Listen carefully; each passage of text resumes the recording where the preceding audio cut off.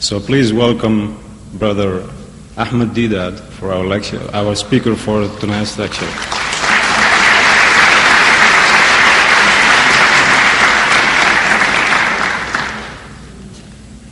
أعوذ بالله من الشيطان الرجيم بسم الله الرحمن الرحيم قل أرأيتم إن كان من عند الله وكفرتم به وشهد شاهد من بني إسرائيل على مثله فآمن واستكبرتم إن الله لا يهدي القوم الظالمين. صدق الله العظيم. Mr. Chairman and my dear brothers and sisters, the subject for this evening is in response to Brother Swaggart. In response to Brother Swaggart, Muhammad, peace be upon him, in the Bible. In response to Brother Swaggart last night, at question time, somebody posed a question to him, where he was asked whether there was any mention of Muhammad sallallahu alaihi wasallam in the Christian Bible. And Brother Swaggart, according to his understanding, knowledge, he said, most every religion tries to find the Bible and somewhere in their teachings and their beliefs, and so does the Quran. It tries to say that it is mentioned in the Bible, or Muhammad is mentioned in the Bible, but Muhammad is not mentioned in the Old Testament. He said, no, there is nothing in the Bible about Muhammad. Now, the format as it was, if you were there last night, was that questions were put to one speaker at a time. One to Deedat, one to Swaggart. One to Deedat, one to Swaggart. And they had to respond to those questions. It was not there at question time a debate between Swaggart and Deedat. Can you see? So I couldn't say, excuse me, he says, look, there is something there, and start debating with him on the point. That was not the occasion. However, I am now responding to that question, to Brother Swaggart's statement that there is nothing in the Bible about Muhammad. Now, if I had the opportunity then, of course, the audience, a greater audience than tonight, but since this is being recorded, I'm sure it will reach Brother Swaggart. I have met a brother from his ministry, from his college, and I hope and pray that he will take my message to him. I love and admire Brother Swaggart and his wife, Frances. I met this couple before the actual, meeting, actual debate, and I enjoyed their company, and they seem to have enjoyed mine. Marvelous people, charming people. And I was telling somebody this morning that if charm can convert, charm. I said I would be a Christian. I would have been converted. But you see, the charm is there, but I say the theology is not right. His understanding, concept of God is not right. But charming people. I pay tribute to Brother Swaggart and his wife. Now, I have dealt with this topic before, and initially when I started talking about the subject of what the Bible says about Muhammad sallallahu alaihi wasallam, I didn't know at the beginning, and for a very long time I didn't know that the Holy Prophet Muhammad sallallahu alaihi wasallam was mentioned by name in the Bible. Mentioned by name.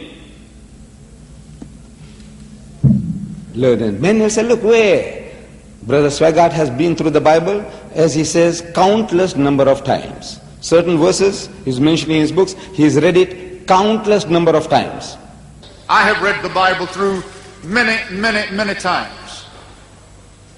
And others such as I have read it many more times, much more educated than I could ever be, understanding both Hebrew and Greek. And with this countless number of reading, the man doesn't see it. How can that be? I said, you see, what has happened is this. First, that Muhammad is mentioned by name in the original scriptures. The Old Testament, according to Christian authorities, was preserved in the Hebrew language. and the New Testament in Greek scriptures, Greek language. In the Old Testament, in the Song of Solomon, chapter 5, verse 16, in the Hebrew language, it reads, I'm sure Brother Swaggart would appreciate it because I thought I heard him say that he knows Hebrew and he knows Greek. In the Hebrew language, it says, Hikko mamittakim vi kullo Muhammadim zahdudi vi zahra'i bainat Jerusalem. Song of Solomon, chapter 5, verse 16. The word Muhammadim is Muhammad, im, I am im. Im is a plural of respect in Hebrew. You see the first verse of the Bible, book of Genesis, chapter 1, verse 1. It says, in the beginning, God created the heavens and the earth. The word God in Hebrew there is Elohim.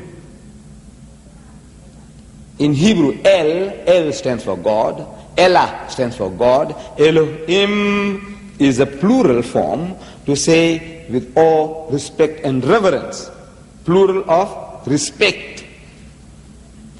In all Eastern languages, including Arabic and Hebrew, there are two types of plurals. In my own mother tongue, we have plural of respect as well as of numbers. In Urdu, plural of respect as well as numbers. You see, in the Quran also we find the very same thing. Like the verse Allah says, Inna nahnu nazzalna dhikra wa inna lahu lahafizun. That it is for us to send down the revelation and it is for us to protect it. Who is this us? Ask any Muslim. Who is this us? Is Allah, Jibreel and Muhammad, like Father, Son and Holy Ghost? No. But is us, who is us?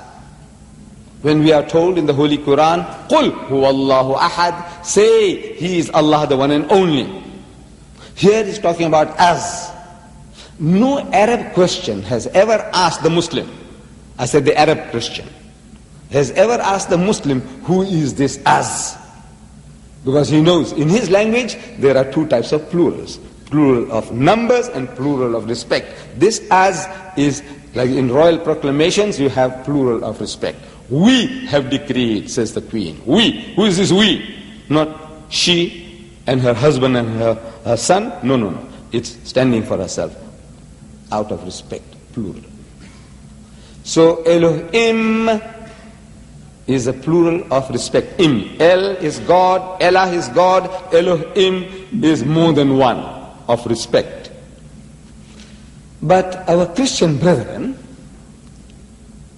you see, when they want to prove the Holy Trinity, that God Almighty is to be found in three persons, three personalities, in a Trinity.